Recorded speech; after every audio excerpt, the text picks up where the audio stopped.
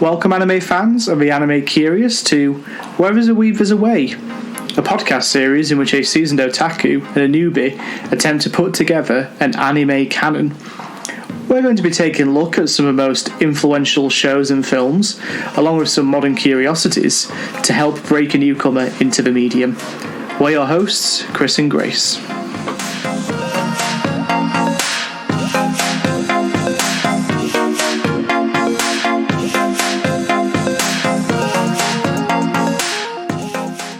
This time we are going back to Amestris, but we're going to go and take a left at the ruins of Zers and head on towards Briggs. Ah, very, very clever. Very clever. The geography might have been all wrong there, but I was doing a thing. Yeah, no, that's you were trying to do a thing, and anyone who's been indoctrinated into the world of anime may not understand that reference, but for those who are more experienced in anime, they'll understand that. Yes, we're back in the world of Fullmetal Alchemist, and this time we're looking at the follow-up series produced by Bones in the year of our Lord 2009. 11 years since Fullmetal Alchemist Brotherhood. You know, I always think of this show as still being like relatively new. But it's really not anymore. It's over a decade, years old. Does it make you feel old? A little bit, yeah, because I definitely remember this show airing like when it first came out, and it seems like only yesterday that we were talking about. You know, we were talking about the potential for Fullmetal Alchemist Brotherhood. Me and my group of friends back in sixth form. So yeah, and obsessing over how Ed's hair was like penciled in using like a darker yellow and stuff, and like but we're in a slightly different realm now. It's 2009, and Bones are back adapting Fullmetal Alchemist Brotherhood, this time entitled Fullmetal Alchemist Brotherhood.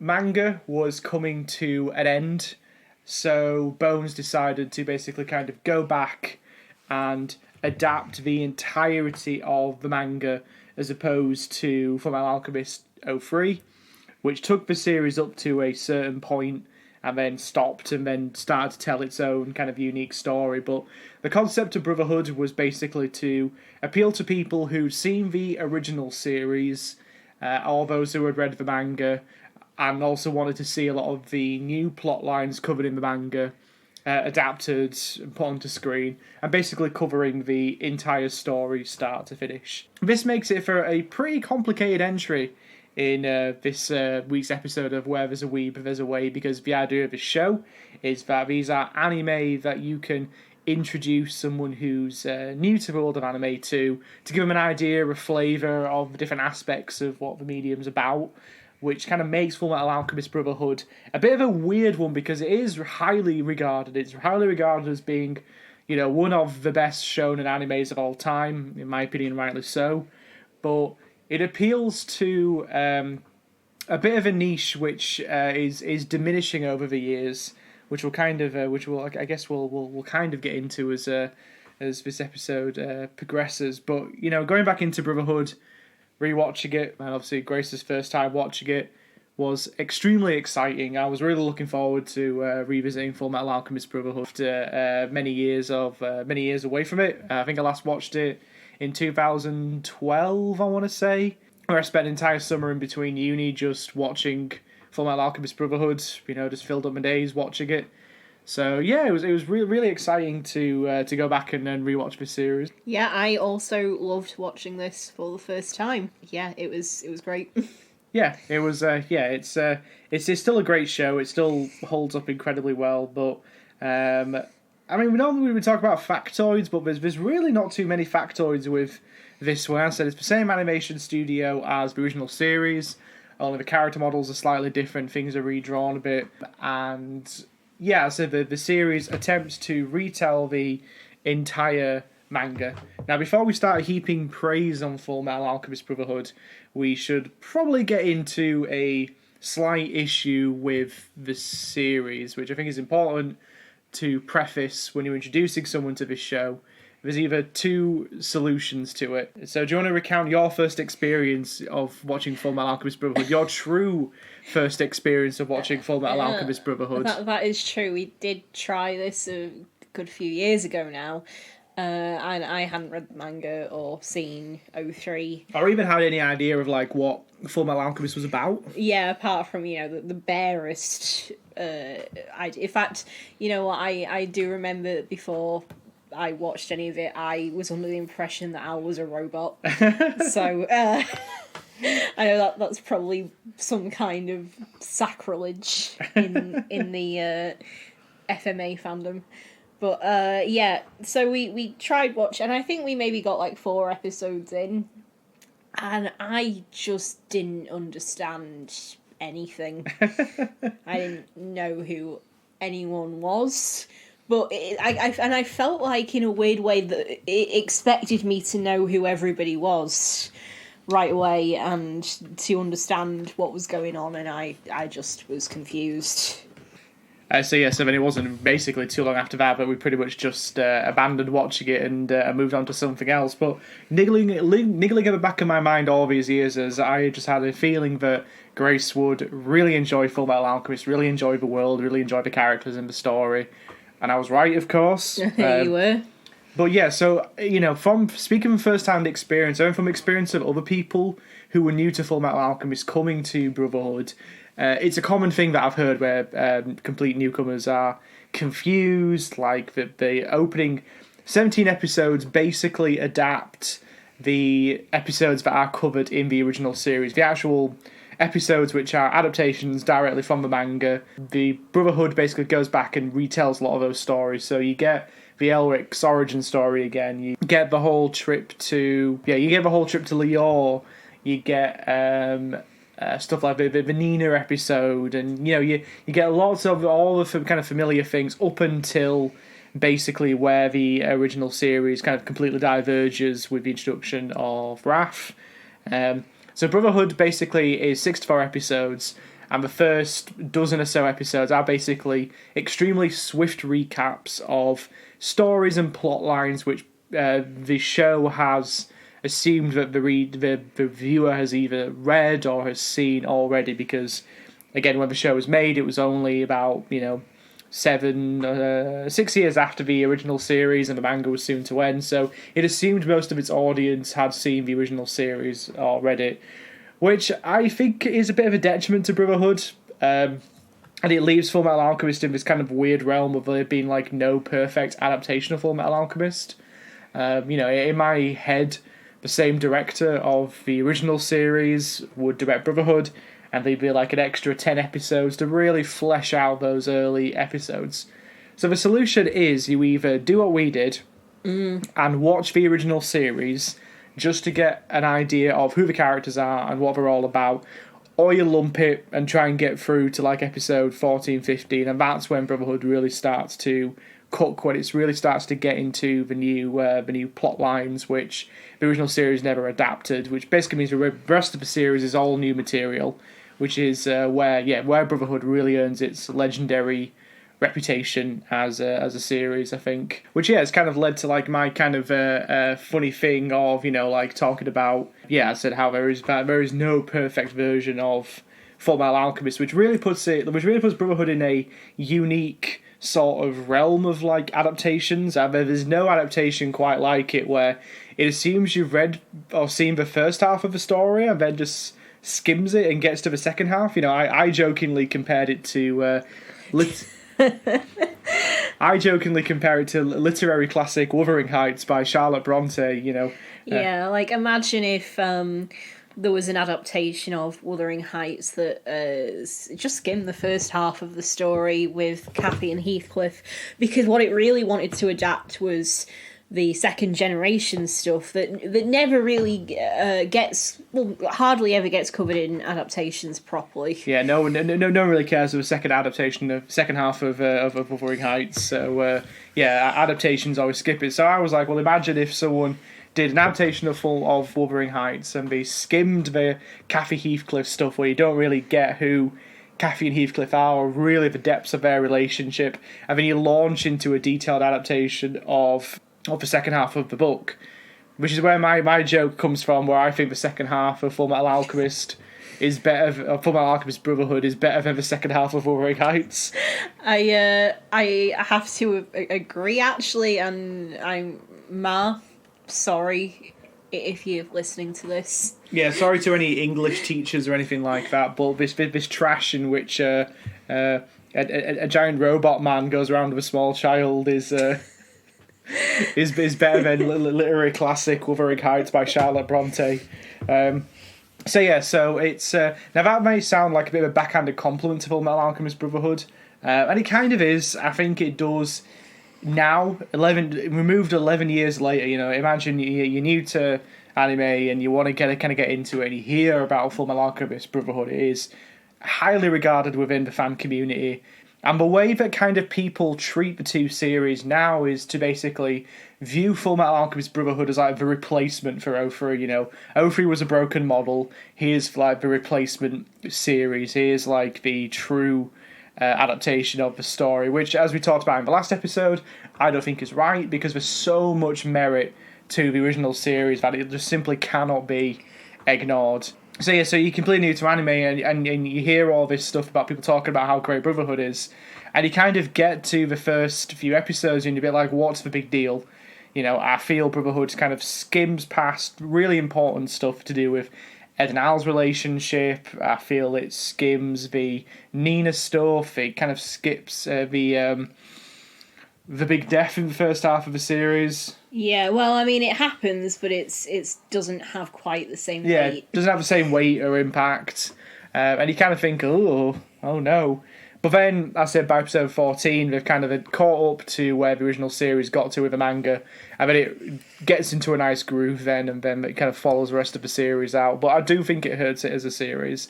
And that is literally my only fault with Fullmetal Alchemist Brotherhood. Mm-hmm. Because if you watch it back-to-back, actually watch it back-to-back with the original series and then launching straight into Brotherhood like we did, they serve as really great companion pieces. In fact, going from one to the other felt like kind of one and the same. It felt like all part of like one piece, basically. The fact that the opening song, for example, the first opening is is called Again, which is ironic considering that we're doing this again. We're doing this again. Where we're seeing these opening stories in a slightly different light.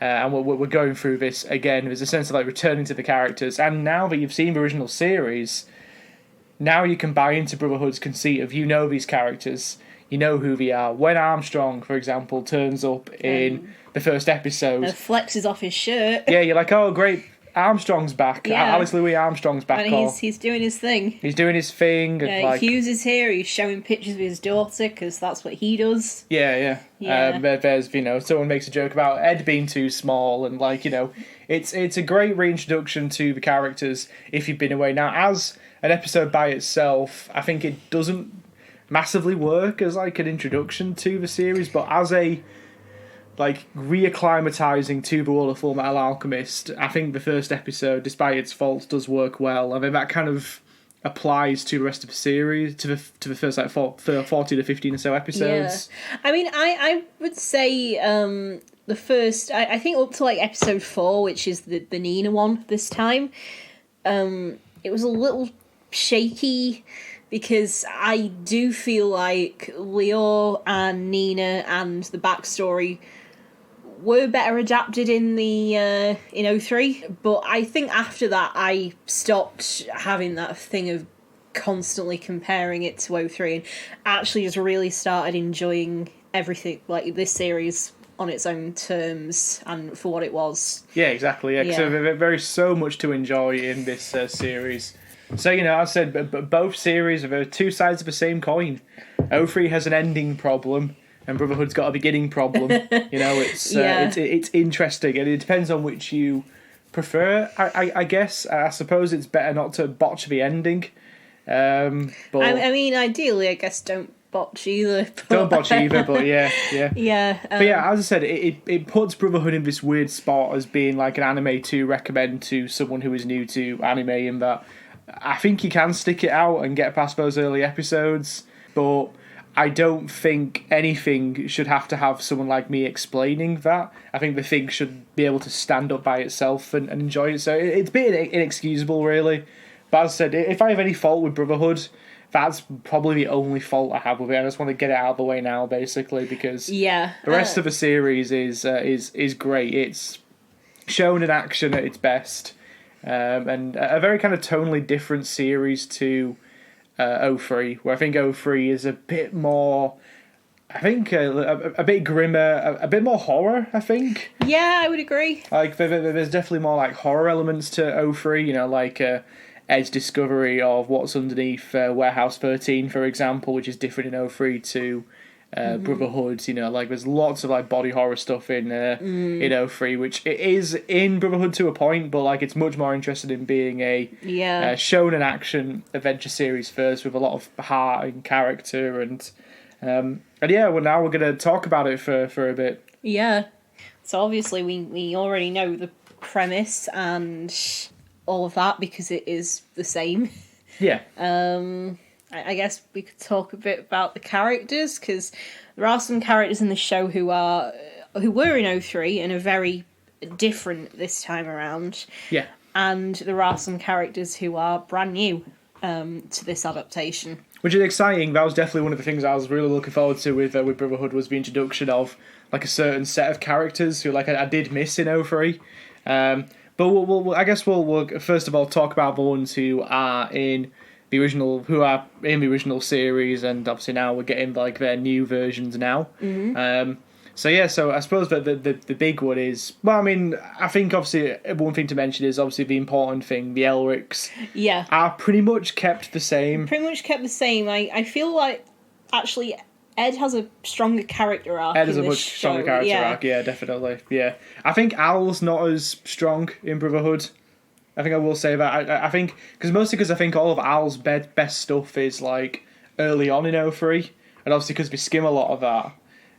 I think he does get some great stuff to do like later on, but obviously I think some of his big emotional scenes are mostly relegated to like, the kind of like the episodes that we skim. But Ed, I definitely agree, has a much stronger character arc in this one, where like, he starts off as kind of that, whiny, privileged brat, and then does step up and mature, and does get a bit taller over the course of the series as well, which is cool. Is the important thing. Which is the important thing, yeah.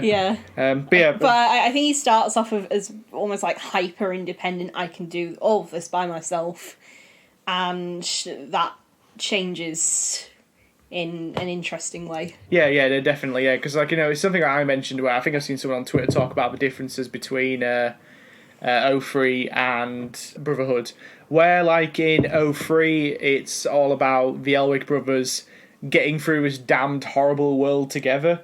Brotherhood's more about how it's okay to rely on others to help you to get through this damn horrible world. So it just depends on which you prefer, like I think I veer towards Brotherhood, of like, needing others to help you through stuff. I suppose we're slightly more introverted 03. So that's like an interesting thematic difference. But so I guess we'll talk about the characters who are like in the original series, and I kind of retooled a little bit in Brotherhood. So yeah, the first one to mention is Roy Mustang, who is different in this series. In 03 we talked about last time how 03 kind of plays into Roy Mustang's PTSD a lot more. And he's a bit more sad, I can fix him kind of sort of character. In Brotherhood, he's a lot more cavalier. He's a lot more heroic, I guess. Heroic, yeah. You said he was more sexy in this series. He's definitely a bit more sexy. That's my opinion. He's definitely got like great scenes and great moments. The scene where he fights Lust, for example, is a highlight. You get some great stuff with Envy later on as well. Just a more rounded character, like there's hints of his greatness in 03, but in Brotherhood I think it really comes out a lot more. Mustang is so fully formed, and you can believe that he inspires these people to follow him to the brink, which I guess brings us on to Reza Hawkeye. 私一人のうのうと生きていく気はありません。この戦が終わったら狂気をもたらす炎の錬金術をこの体もろともこの世から消し去ります。Who we learn more about her kind of backstory in Brotherhood, where you find out that her dad was a flame alchemist, similar to Roy. Roy learned the secrets of flame alchemy, and then kind of just deepening that connection between her and Roy Mustang. It really explores that relationship a lot more. But I also think it gives her, this show definitely gives her a lot of, motivation outside of Roy. You see actually the Ishvalan. Yeah, they call it Ishvalan this time. Well, the Netflix subtitles we watched it on called it Ishvalan, which was a bit weird. Yeah. So it's we see the war from her perspective this time round, and you kind of understand she's actually carrying her own trauma and guilt for her part that she played in a genocide, and I thought that was really interesting to explore, and something I do like about this show in general is I think that pretty much every female character is given some motivation and depth outside of their relationship to a male character, which you can't say for every TV show. Yeah, definitely not. Yeah, and especially like in the genre as well. I think I think it's most very specifically like in shonen stuff. A female character's relationship is next to nearly always tied to like a male character. Like I'm thinking of Sakura in Naruto being like the prime example. But yeah, anyway, I'm not going to rag on Naruto until we eventually we're not here for that. Yeah, until eventually maybe one day we talk about Naruto when we really are scraping the bottom of the barrel. But anyway, now that we lost all our Naruto fans, so no, I definitely agree about Reza Hawkeye. Scar's a little bit different in this series. I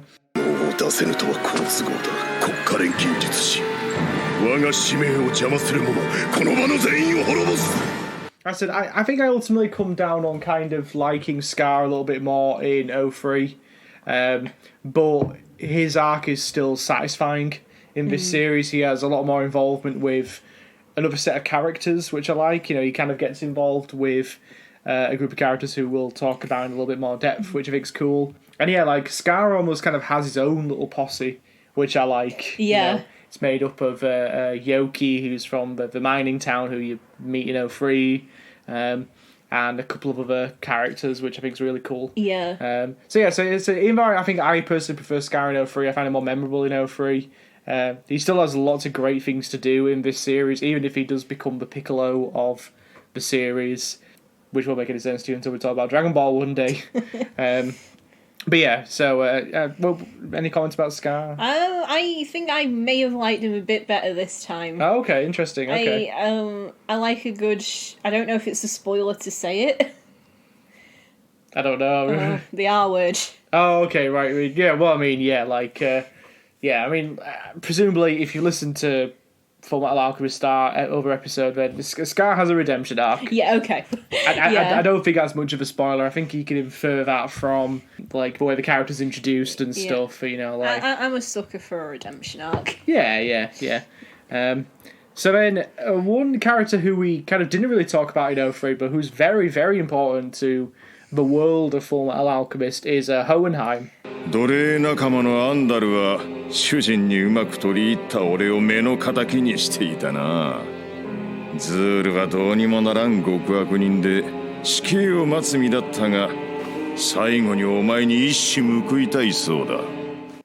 Who is Edenal's dad? Yeah. Who turns up in a couple of episodes towards the end of 03, but then it kind of swiftly goes out of the picture, which I think's a shame because Hohenheim's great he's really interesting. He's got a great backstory, which I guess we'll talk about a bit more like in the spoiler section. Yeah, it is a different backstory to 03, and he is much better here, I think. Yeah, definitely. Yeah, like he's more fully rounded. Yeah, it's all linked into the main villain, who we'll talk about in a little bit. And yeah, like it's another one of them where, like, you know, you get a hint of the character in 03, but then Brotherhood fully explores that character, fully explores who they are, which then extends to Kimberly as well, who is one of the war criminals of the Ishbalan War. Yeah. Or at least the only alchemist who seems to have been arrested for their horrible crimes in the Ishbalan War. I've got a feeling that if there was a modern day inquiry into this, everyone would get locked up. Although I feel like it's worth noting, Kimberly, I don't think he was imprisoned for his crimes against the Ishbalans. Oh, okay. It was because he went after his own higher-ups. Right, okay, Yeah. that makes sense, yeah. Yeah.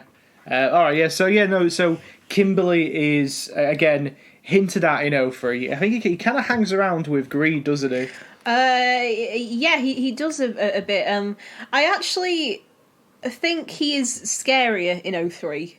Because he can turn people... You don't really see this as much in Brotherhood, but in 03 he can turn people into bombs and change their chemical composition so they explode in like a few minutes. Doesn't he turn Al into a bomb at some point? He does, yeah. And like they have like some time to actually know that they're gonna explode and not be able to do anything about it, and which is pretty scary. It's horrifying, yeah. But I think as a character, I think in Brotherhood you get a much more of a sense of what makes Kimberly so conniving and how he is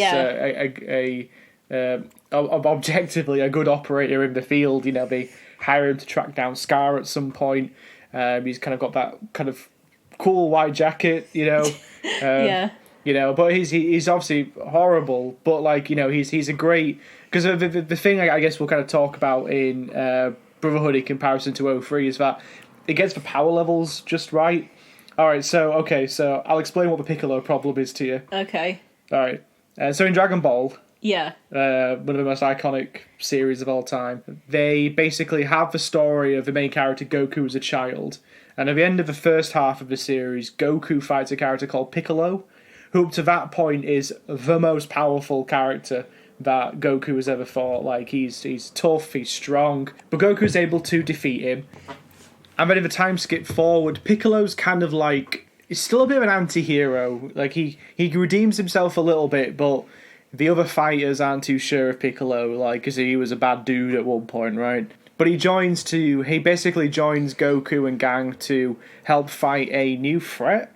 And then Piccolo eventually works towards like redeeming himself and he becomes a good character.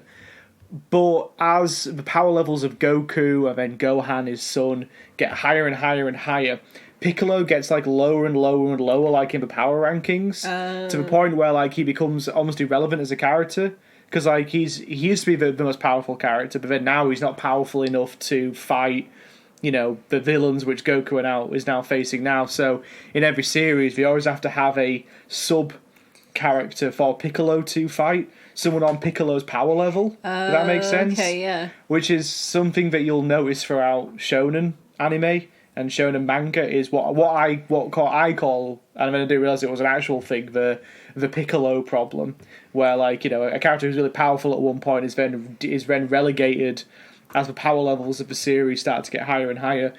I think Brotherhood does a really, really good job at addressing that. So, like, Scar is the Piccolo of the series, where, like, he needs to have someone of equivalent power to fight. Because, you know, he may not be able to go toe-to-toe with Father, like the main villain. So we need someone who Scar can fight. Thus, you know, we have him fight, like, Kimberly. You know, we have him fight maybe some of the less powerful homunculus. Does that make sense? Okay, yeah. Yeah. And in general, I think the series does a really good job at kind of like keeping track of like charting all that, so Scar doesn't kind of become irrelevant to the plot in the same way that Piccolo does. It's great because I think Scar's like super powerful though. I mean, like he can like make people go boom. He is, yeah, but like, you know, like in comparison to the slightly more like powerful homunculi, you know, like like I don't know, like Raph for example, or like I mean, he obviously he does fight Raph, but like just survives. I mean. Like Father? But yeah, like, you know, Scar might not be able to go toe-to-toe with someone like Pride, for example. So I think they do a good job at like addressing the different power levels of all the characters and giving them appropriate people to fight. And just a little side digression there. And then I guess there are some new. I mean, obviously, there's also lots of characters who are great and stuff who we talked about already, but they're not so different from what they were in 03. And The only big difference is about maybe like Sheska's not in it as much. Yeah. Which I think is to Brotherhood, another detriment to Brotherhood, is Sheska's not in it enough. I mean, she's like my self-insert. Yeah. But that said, it is kind of made up for by there being a lot of really cool new characters. Yeah. And there's like a whole set, basically when the series starts to adapt the new stuff is when these new characters get introduced. Probably about 14 episodes in, they introduce a whole bunch of characters who've come from Amestris' equivalent of the East. It's called Zing. So you meet a character who is a young prince. He's pretty low in the rankings of becoming king, but basically he's come to Amestris seeking immortality. He's on a similar quest to Ed and Al, and he is called Ling. ゴールなんて言ってねえし小さいこと気にしないいやしかし異国で触れる人情ありがたいね異国でって外国の人そう秦から来た Ling, and Ling's great. I like Ling. I like Langfan. Langfan, she's very cool. She's his bodyguard. And I like the old Oji-sama. Fu, yeah. Yeah, he's the other bodyguard. They're like ninjas, they have kunai knives, and like I think they're really cool. Yeah. And I think Ling has a great character arc, which leads to a much better version of one of my favourite homunculus. And the interplay, I think it's really cool. Yeah. And then in the same parallel, Ling does a lot of interacting with Ed and Al. And then in Scar's storyline, he meets a little girl called Mei.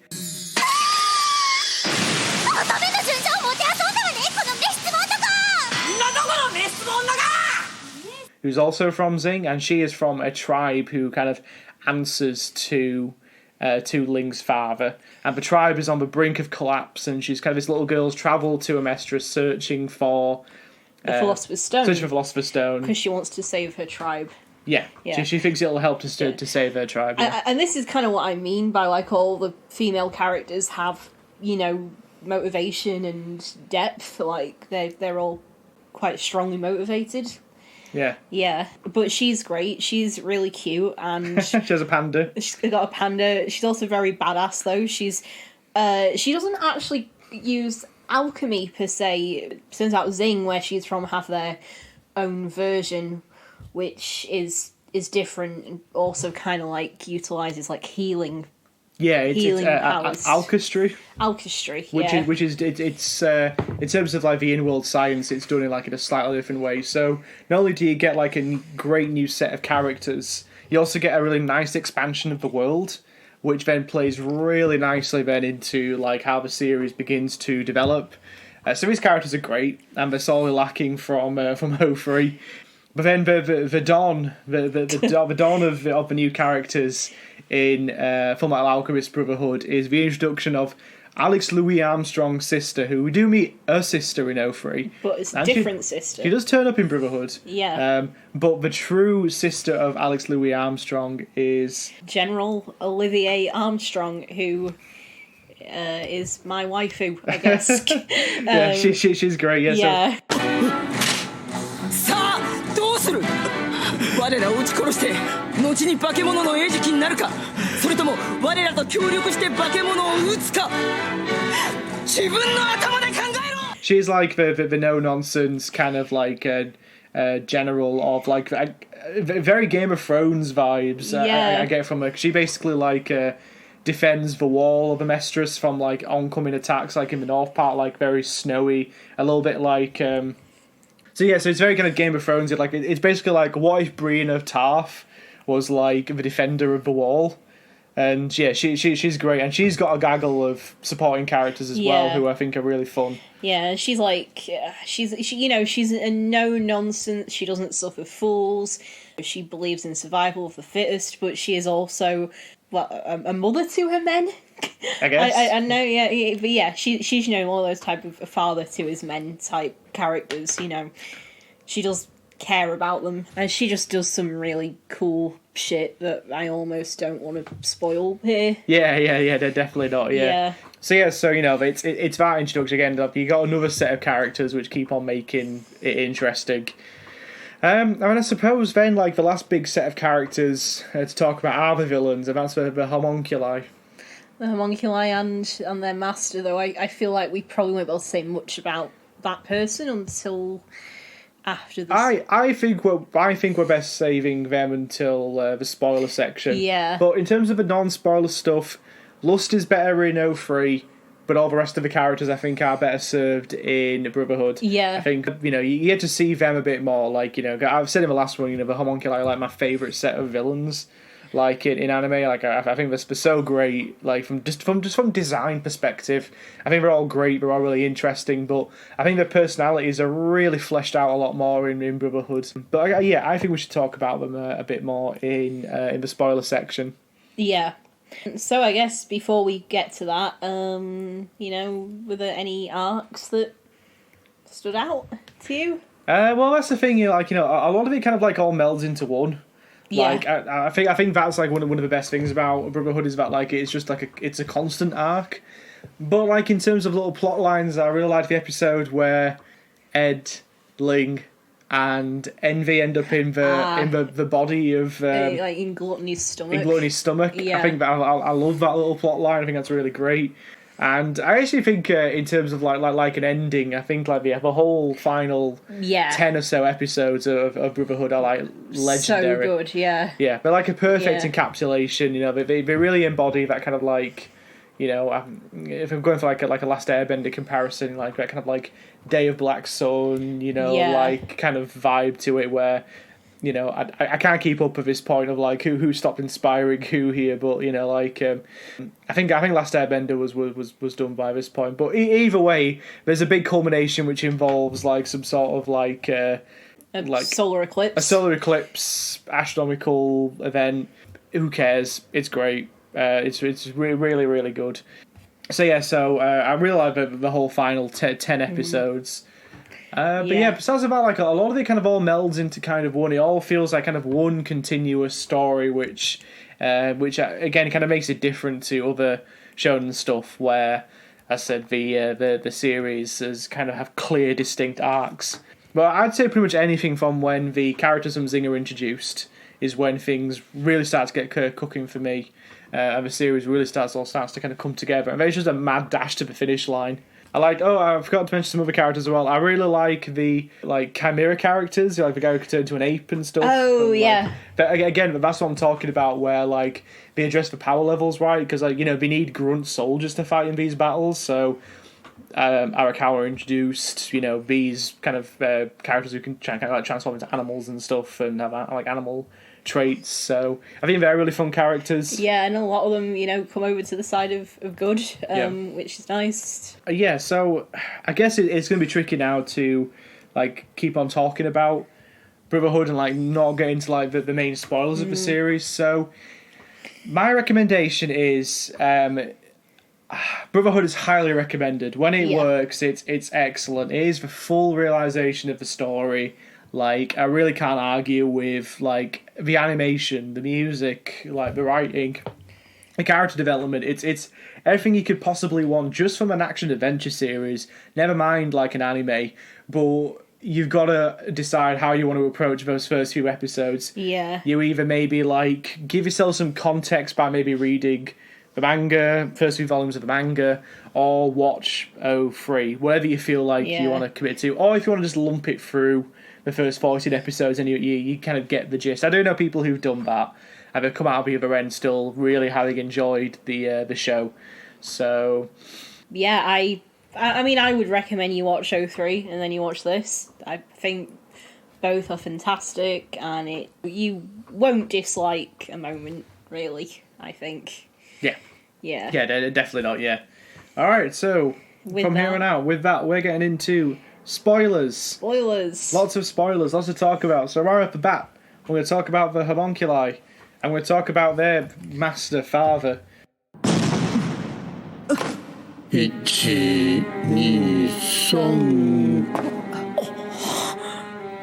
人か1人足りんな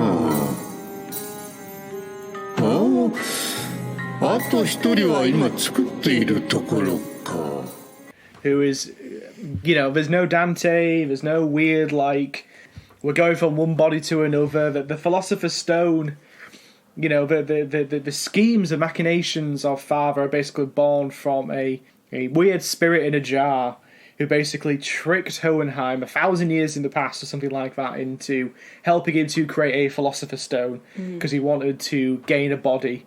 And then over the course of the time since then, Hohenheim basically kind of became like a Philosopher's Stone. Yeah, because a Philosopher's Stone was made by killing everyone in this civilization. Yeah. And half of the souls went into Father, the guy in the flask. Yeah. And the other half went into Hohenheim himself. So they are both Philosopher's Stones. Or Yeah. they both got. So Hohenheim is like a survivor of like an ancient civilization. He's immortal, and he's been travelling the world ever since, basically trying to work out what Father's plans are. Father's plans are predicated on a solar eclipse, which is going to happen, on which day he intends to basically create an even bigger transmutation circle, use people's souls across the globe to make a transmutation circle big enough to basically open up the door and become God. He wants to kill God. Yeah, well, it'll consume God. Consume God, yeah. And become, the most powerful being in the universe, essentially. So yeah, so it's pretty big, you know. Yeah, it's not really a small ambition, that. Yeah, because with 03, it ends up being quite small scale because of like the nature of the plot we went with for like the final 3 episodes. But Brotherhood sets its sights on something much, much grander, much, much bigger. Which again, killing God or stuff like that is a recurring theme in a lot of anime that I like. Weirdly, and we'll talk a bit more about that in some later episodes. But yeah, so that, and the homunculi, as opposed to being the creations of failed human transmutations, are basically elements of Father which he's taken from himself to almost like purge him of... Yeah, because he wants to be a perfect being. He wants to be a perfect being, so he's purging himself of base human emotions. Thus, he gets rid of envy, lust, gluttony, greed, etc. So yeah, so you mean like as a obstacle, Father is great. The fact that you get to understand the origins of the character from his time spent with Hohenheim as like this little thing in a flask, and then becoming the full villain, I think is really great. And yeah, then it just leads to a slightly better expansion then of who the homunculi are. It still creates that existential crisis of who am I, what am I here to do, kind of thing. But yeah, as I kind of said in the non-spoiler section, I think the only character who suffers a bit is Lust, because Lust gets killed off fairly quickly. Yeah. Another thing is that in this version, the homunculi they're all built. They've got a Philosopher's Stone inside them, which is what makes them so hard to kill. But if you do kill them enough, they will eventually die. Yeah. So I mean that's like how Roy Mustang's able to dispatch Lust. And then you see a bit more of like gluttony as well. Kind of got the secret powers that gluttony's got, which I think are really great. And then you see a lot more of envy as well. Like envy's got a lot more to do in this series, and I love their kind of like true form.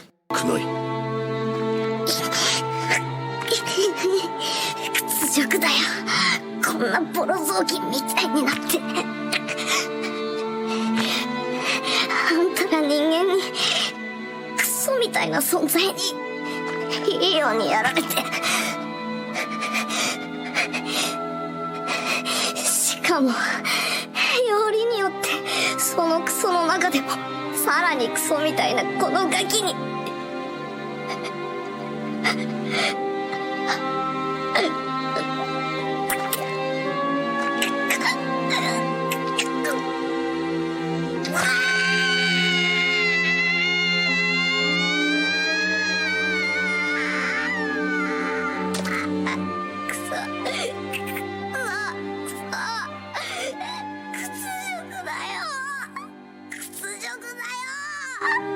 Roy is toying with killing Envy or not, because basically he finds out that they're everyone responsible for killing Hughes.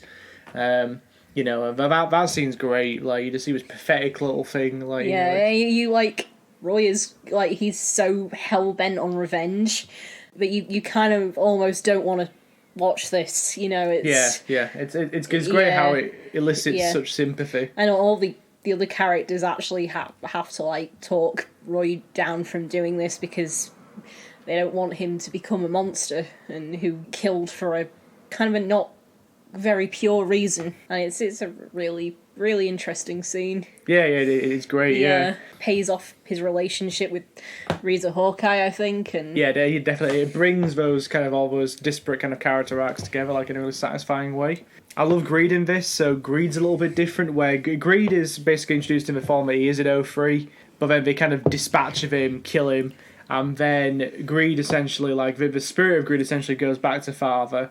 And then Father imbues Greed's spirit inside the body of Ling.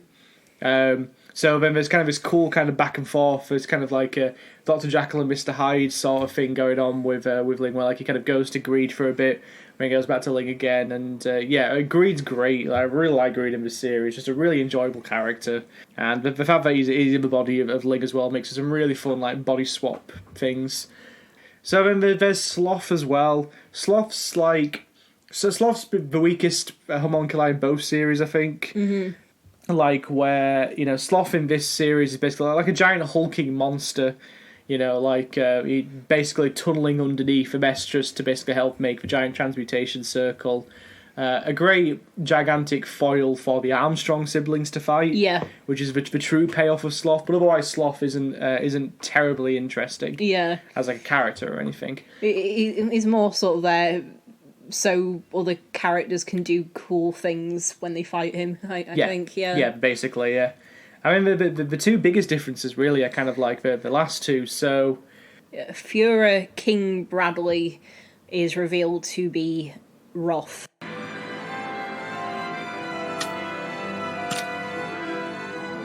こうして死に直面するというのはいいものだな。純粋に死ぬまで戦ってやろうという気持ちしか湧いてこん。地位も経歴も生まれも人種性別名前何もいらん。何者にも縛られず誰のためにでもなくただ戦う。なんと心地よい。Yeah, so like the difference in this one is that like as it turns out, the Amestrian government is in on the whole thing. It's a bit like They Live, the John Carpenter film, where the capitalists are all like monsters, but no one can see it. The whole Amestrian government is behind this secret, that they know that the government is being controlled by this mysterious figure called Father. The higher-ups basically do it to keep the wheels going because they've had a promise of immortality and all that sort of stuff. So they conclude that what they need is someone to lead the government into basically causing more wars, causing more conflict, causing more souls to die, all to power the creation of like a Philosopher's Stone. So they basically rear young boys into kind of becoming leaders, and they go through this whole horrible process of strengthening themselves and becoming stronger. And then one of them then is selected to basically imbue a Philosopher's Stone. It's like a new experiment. And they manage to find someone who's able to attach themselves to the Philosopher's Stone, and then that becomes Führer King Bradley. I mean, Bradley's great in both series. Like, I think he's a horrible dictator, basically, but he's got such cool fights. Like, and I love the character design, like, with the eye patch with the homunculus eye underneath, just great. Like, he's great in this series, he's great in 03. But the big difference is, and this character does appear in 03, but he obviously doesn't do the same thing, but as it turns out, Führer King Bradley's son, Selim Bradley, is also a homunculi in a twist, and he is pride in this. さて、だいぶ見晴らしが良くなりましたね。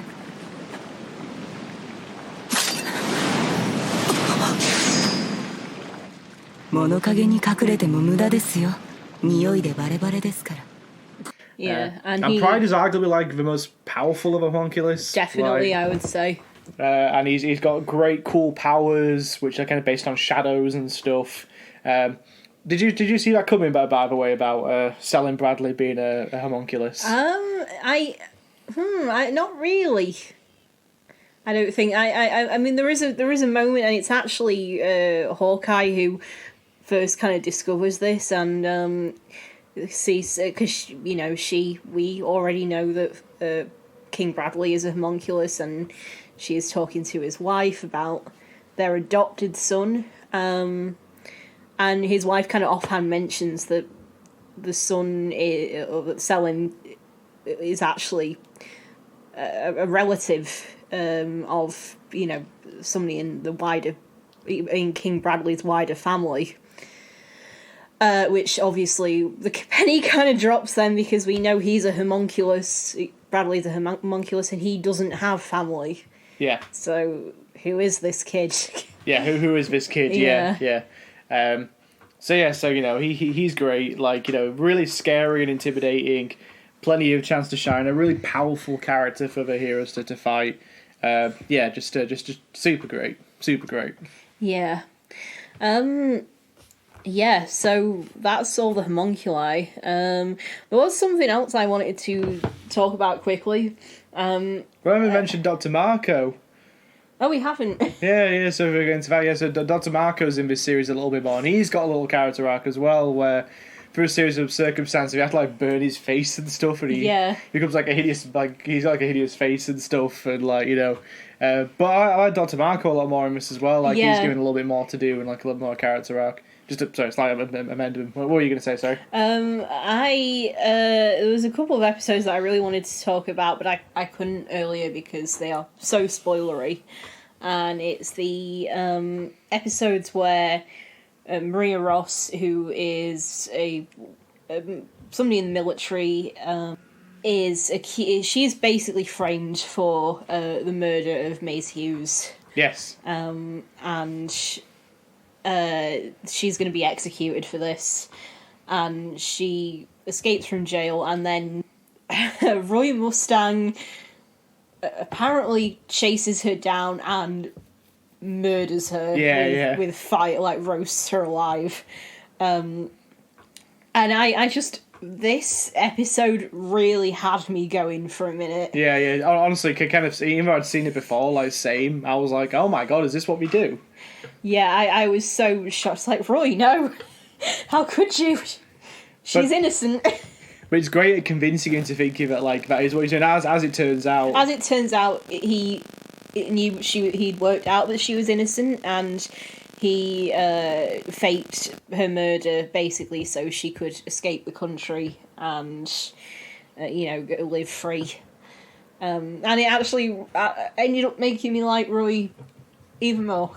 Yeah. That's a good. I forgot about that. That is a good one. Yeah, but it really had me going. So yeah, I really liked that. Yeah. Cool. All right. Well, I mean, is there any other spoilers that you want to talk about? Well, I think I guess the whole ending. Oh yeah.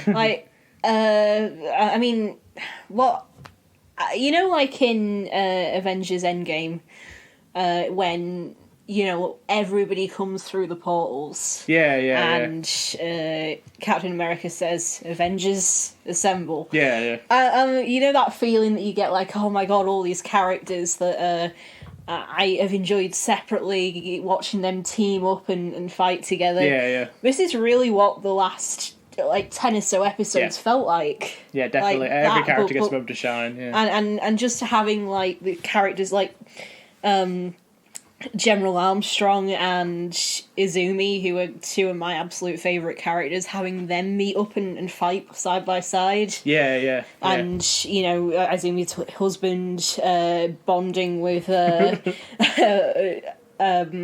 Alex Louis Armstrong, over their rippling muscles. That was really cool. And then you got, May saving Hawkeye's life. And, just... Great stuff. Yeah, and that's definitely something that like 03 misses. I think 03 misses like the ensemble aspect. Yeah. Like I think they realised like a little bit too late. Like, oh crap, we'll have to have Roy do a fight at the end of it. That's basically all they can kind of fit in. Yeah. But yeah. Brotherhood's big advantage is that the ensemble all gets a moment to shine. Like I think out of all the fights, my favourite one might have been between Scar and Roth. Raph, yeah. My favourite might be the one between Scar and Raph, yeah. That's another thing as well, by the way, which is hinted at very early on that Selling Bradley is a homunculus. What's the first thing he does when he is introduced in the show? He's writing an essay about how much he's proud of his father. Very clever. But yeah, no, that fight between Scar and Raph, I think is awesome. Like, because again, as I say, Scar's one of the most powerful characters. And, like, seeing him go toe to toe with like this great military leader, and like he knows he's gonna die, and he's excited at the concept of finding someone who's his equal. Let's have a fight to the death kind of thing. It's great. Yeah, I really like Raph. Raph's great. But yeah, so those final episodes are like pitch perfect. If they only had the animation budget to do 6 to 4 episodes, it's worth getting through the first like rush 10 episodes. Because they saved it all for the ending, which is where the true heart of the story is, I think. Yeah. And I think all the different endings they give to all the characters, I think, are all good. Yeah. Again, it's kind of similar to way 03 ends thematically. Well, the brothers might be apart, but they're always together. The only difference is that in this version, they're in the same reality. Yeah, which is nice because they can still meet up and hang out.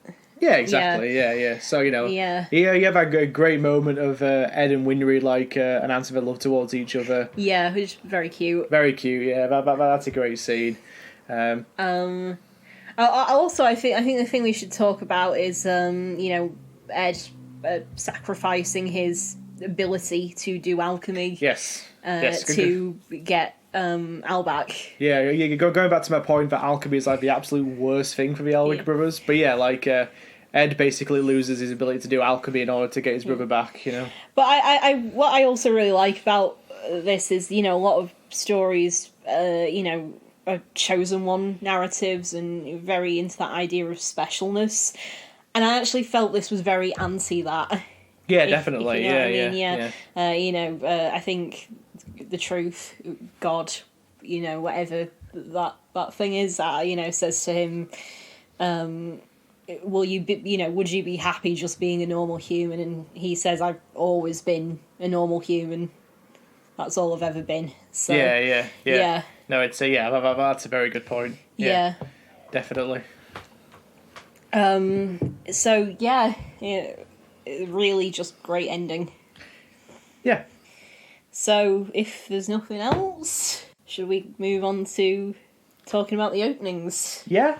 So, like, continuing the long, great tradition of Fullmetal Alchemist, there is another great set of openings for this series. Are we as iconic as 03? They're almost getting there. They are almost getting there. There are some really great ones in here.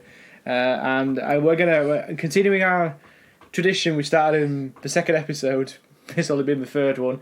We're going to rank them all. We don't know what each other's rankings are. So there's 5 openings for Fullmetal Alchemist Brotherhood. So we'll just go through each one, and we will rank them, starting from our least favourite. So number 5. Start with you, Grace. What's your least favourite?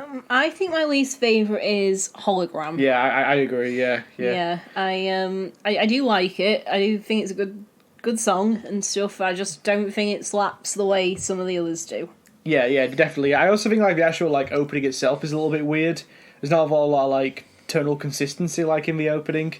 I think I was watching someone else's video about it. They kind of point out how you got all these like moody shots of like Ed and Al looking emo in the rain, and then it cuts to like May doing like cute shit. Yeah, like it's a little bit tonally jarring. So it's a Hologram. I think is it's a decent song. It's an okay opening, but it's definitely a clear 5th place. I mean, it's actually where it gets quite tricky now, because I think the rest are all really good. Yeah. Number 4. Number 4. Well, I think I would put Rain here. Yeah, I'd also put Rain. Yeah. Rain's great. Like I think Rain gets that more tonal approach, which I think Rewrite was kind of going for, where like it's a bit moodier, it's a bit slower. You know, like especially in contrast to the previous openings. I think Rain by Sid. We'll have to credit the artist as well. Yeah. I think it is very good. Like it suits the tone. Of what's going on in the show. I love that shot where it's like all scratchy animation of like Ed like screaming into the sky as like red and stuff, and all the different villains pop up. Like I think that's awesome. I also like that. As far as I can tell, pretty much every character is in this opening. Yes. Which is really nice because this is the last one. It's the last one. Yeah. All right, number 3. Okay, I think. Here, I personally would put Period by Chemistry. Oh, okay. Yeah, okay. I know we're going to differ interesting. from this point out. Yeah, definitely, yeah. Yeah. I would personally put Golden Time Lover. Okay. By Sumika Switch, and the Period is done by Chemistry. I guess you go first while you placed it at number 3. It's maybe you could argue it's the best song. I think that's why I like it more. Yeah, and it is a really good song. It's just great. It's the way the riff comes back in that I love. But I guess I don't know. It's the visuals that you get don't they don't hit as well for me as the next two. Okay. But I still really like it. It's a tough choice. It's a really tough choice. Yeah. Well, my number 3 is Golden Time Lover. It's a great song with a great kind of groove to it. I think the opening itself is again, I think it's okay. But I think the song itself really helps to elevate it. Okay then. So our number 2. My number 2, I think I would put Again. Yeah, I'm going Again as well by you. Yeah. Okay. Yeah. So it's great. It is great. It's so good. Good song. Like a really great song actually. It does a marvelous job at summarising a lot about Fullmetal Alchemist in like 1 minute 30. And again, you're viewing this as being we're going through this again. You're reacquainting yourself with the characters. You're getting to know the characters again. So yeah, you're kind of getting sucked back into this world. Also, it has that shot of a character who you think is a more grown-up Ed. Yeah. But by the time you get to the end, you realise, no, that is young Hohenheim. It's young Hohenheim, yeah. I think that's really great. Yeah, it's really good. I also like how Riza Hawkeye and Winry also like... mouthing the actual lyrics. Yeah, I really like that. I really like that meta moment. Okay, then I guess that takes us to our number 1. Yeah, well, for me it is actually Golden Time Lover. Okay, and for me it is Period by Chemistry. Okay. So I guess I'll talk about my reasons. Yes. I just love this song. Yeah, it's great. I love this song. It's really catchy. And so the actual opening, it has the scene where Ed finds Al's actual body in the Gate of Truth, and he gets pulled through the gate before. And I really like that scene, and I love the way they put it to the music. And my other very biased reason that I really like this one is that there's a lot of Olivia Armstrong in it, and she just looks really cool. Yeah. Right. It's So for my number 1 then is Period. Like the song's awesome. Like I love that riff. I love how it kind of comes back. I love how it's kind of calm for a bit and then it kicks back with a do do do do do do do. Like it's so awesome. Yeah. Like, it's so good. And I don't know what you're on about with like lacking imagery. I mean, it has imagery. It's just that opening where like they kind of keep doing the transmutation circle as kids and then kind of been pulled away. And then the part where Ed and Al like are running after each other and we go past them and they're like spirits and like one's red and one's blue and then all the entire cast of characters come up and stuff and then it kicks in with that riff and there's an awesome shot of Kimberly coming down and he blows up all the things and like it's so cool. Like, I mean it is cool. It's just I just personally find the other two cool. Yeah, no, I understand. Yeah, I am being entirely facetious here because my definition of cool might be slightly different to your definition of cool. Yeah.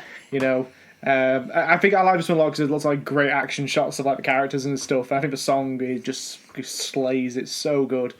Yeah, so, you know, it's, yeah, well, there we go. That's the second time we've done this now, and it's the first time where the list has been slightly different. Okay, right, cool. So an hour in, overall thoughts, not just about Brotherhood, but just about Fullmetal Alchemist in general, because Brotherhood really is the culmination of, you know, basically, if you take the original series as well, it's the culmination of what's basically 115 episodes or something, 105 episodes of great storytelling. Overall thoughts? I feel like it's an understatement to say that I loved it. Yeah. Like, it's so good. I felt so emotionally invested in all the characters. And I have nothing but respect for Hiromu Arakawa for creating this world and this universe and this really great story. Yeah. You know, hats off to her. Yeah, hats off to her. Yeah, she did a slam dunk. Yeah. Needless to say, and it's a classic for a reason. It's beloved for a reason, and yeah, it's just in my opinion the premier example of like shonen at like its absolute best, but shonen that bucks the trend. You know, we're gonna watch one eventually, which I view as being a very good traditional shonen, which is My Hero Academia, which I think is a lot closer to what traditional shonen's like, and I think it does an excellent job at it. But Brotherhood is one where like I think it takes shonen, but then like really like kind of makes it its own. You know, like it doesn't feel like it's. I find it weird calling Fullmetal Alchemist a shonen because I think of it as just Fullmetal Alchemist first and foremost. But you know, it takes itself incredibly seriously, but it has a good time with it. Everyone can enjoy this series, you know. So just get past those 14 episodes and skip the movie. Do not watch The Sacred Star of Milos because it's not very good. You know, unlike Conqueror of Shambhala, which is a critical sequel to the original series, which in my opinion you have to watch as part of watching the series. The Sacred Star of Milos is just a random Ed and Al adventure, and it's not very good. It's Ed's hair looks like bananas and stuff. Wow, okay. It's naff. It's not. I don't think it's even done by the same animation studio. Like it's not worth it. But Brotherhood, 100% worth it. It's great. It holds. It's really readily available. It's on Netflix. You know, watch it, get lost in it, fall in love with it, cry a bit. You know, yeah. Do whatever you want because you know you're in for a thrill ride, start to finish. Alright, so then at the end of each of these episodes we do a live ranking of how we feel about the animes that we've watched so far, and I think ours are going to be the same at the moment. Yeah. So my rankings at the moment, starting from the top, so 1 down to my least favourite. My most favourite at the top, Fullmetal Alchemist Brotherhood. Okay. Followed by Fullmetal Alchemist 2003, and then in a distant third, Death Note. 100% agree. Yeah, that is my rankings too. Okay. Yeah. Well, great. Well, thank you for joining us on this week's episode of Where There's a Weeb, There's a Way. And next time, what are we going to talk about next time? So after all this big burly fighting and like, you know, power levels and magic and all sorts of big concepts, I thought to strip it all back. I thought, right, what we need to do now is do something completely different. We need to get a bit ordinary. So I picked as our next show to watch the highly popular My Teen Romantic Comedy Is As Wrong As I Expected, aka Snafu. My Teen Romantic Comedy Snafu, I think. Well, whatever it's called, it's got about 1 million different names, but I'm really excited to talk about this show. I'm extremely fond of it. And yeah, so keep an eye out for that and join us next time. Thank you for listening to this week's episode of Where There's a Weeb, There's a Way. If you enjoyed this show, please make sure to like, rate and subscribe to us. You can also follow us on Twitter @TheirWeeb. And we'll see you again 2 weeks from now.